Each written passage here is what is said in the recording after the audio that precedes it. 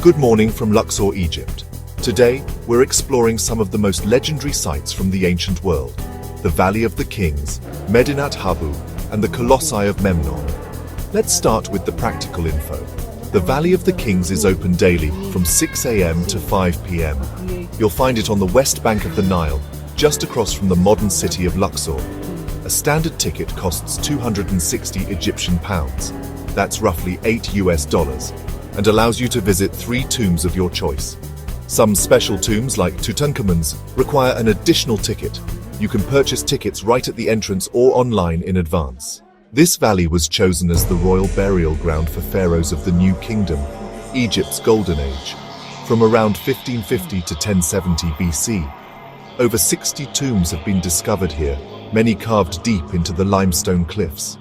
What's fascinating is that these tombs weren't just graves. They were spiritual gateways designed to help the pharaoh's soul navigate the afterlife, guided by texts like the Book of the Dead and the Amduat. Our first stop is the tomb of Ramesses IV, known in the archaeological records as KV2. Even before you step inside, you can sense the grandeur. The corridor is wide, straight, and brightly painted. Ramesses IV reigned in the 12th century BC and began construction of this tomb soon after taking the throne. But he died before it was completed. As you walk down the corridor, look up. The ceiling is covered with deep blue paintings of the goddess Nut arching across the heavens, representing the sky and the cycle of the sun. The walls are decorated with scenes from the Book of Caverns and Book of the Dead, filled with symbolic creatures, gods, and protective spells.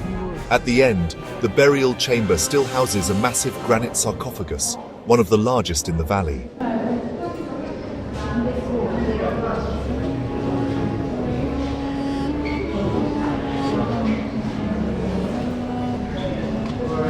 See the colors, it's quite amazing.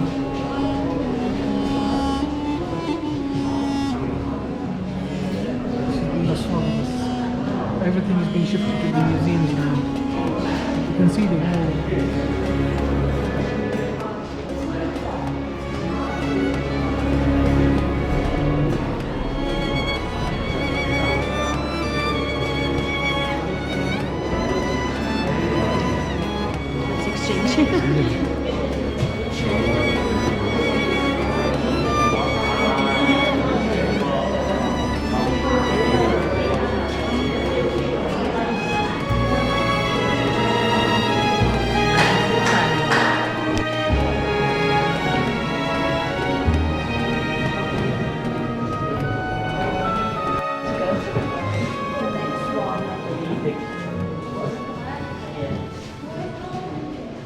Next, we visit the tomb of Ramesses IX, or KV6. This tomb is one of the most colorful in the valley.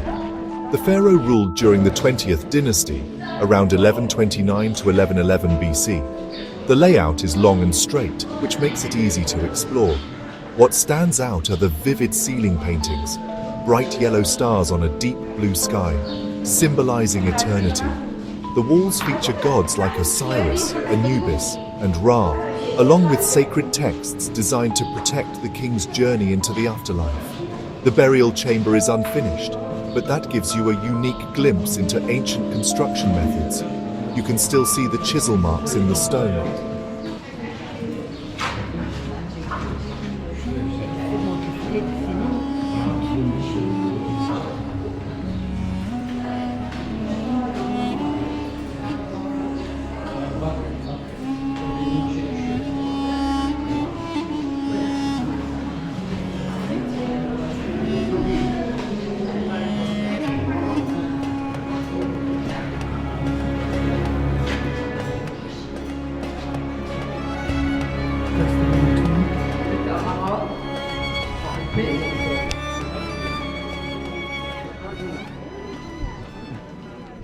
Our third stop is the tomb of Pharaoh Meneptah, KV8. Meneptah was the 13th son of the great Ramesses II and took the throne late in life. This tomb is enormous.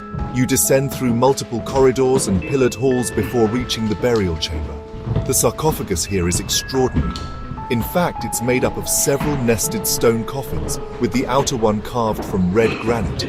The walls are covered with scenes from the Book of Gates, showing the sun god passing through the underworld over 12 hours of night before being reborn at dawn. Even after thousands of years, the colors remain striking.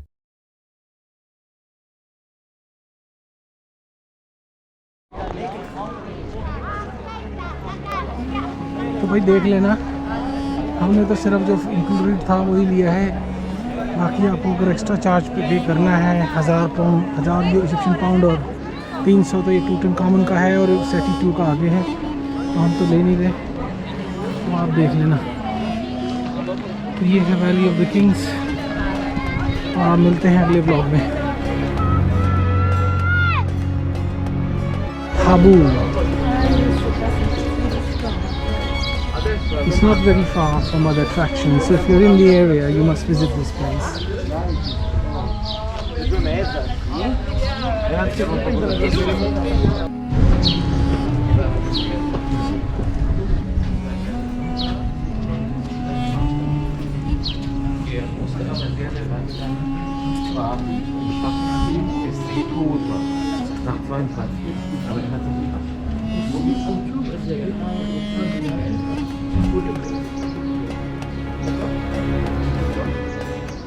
Oh wow, what a beautiful temple this is.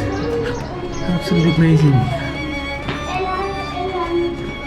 The walls are intact still. After the Valley of the Kings, we make our way to Medinat Habu, the mortuary temple of Ramesses III. It's only about 4 kilometers away and is included in many day tours of the West Bank.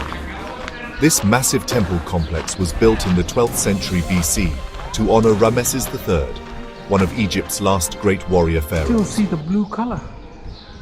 It's quite amazing. Some of the colors. The moment you walk in, you're greeted by towering pylons covered in deeply carved hieroglyphs and battle scenes. The reliefs depict the famous battles against the Sea Peoples, invaders who threatened Egypt's borders. The inner courtyards are surrounded by columns with lotus and papyrus capitals, symbols of Upper and Lower Egypt. Many of the original colors still survive, especially in the roofed sections. Walking here feels like stepping back over 3,000 years.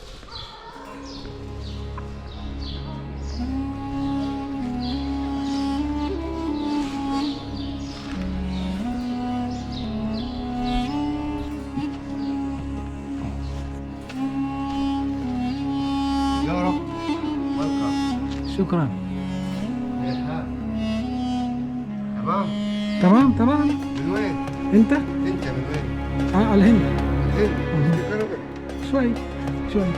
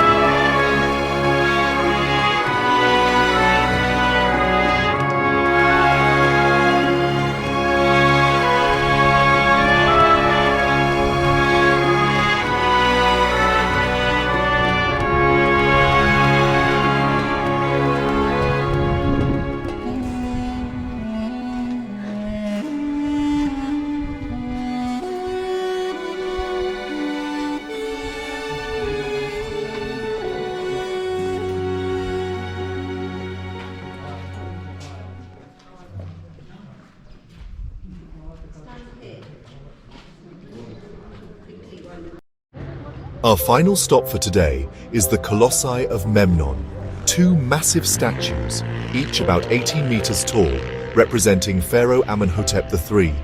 They once stood at the entrance to his mortuary temple. which was larger than Karnak, but much of it has been lost to time. In the Roman period, one of the statues developed a crack and would emit a mysterious singing sound at dawn, an ancient phenomenon that made it famous across the Greco-Roman world.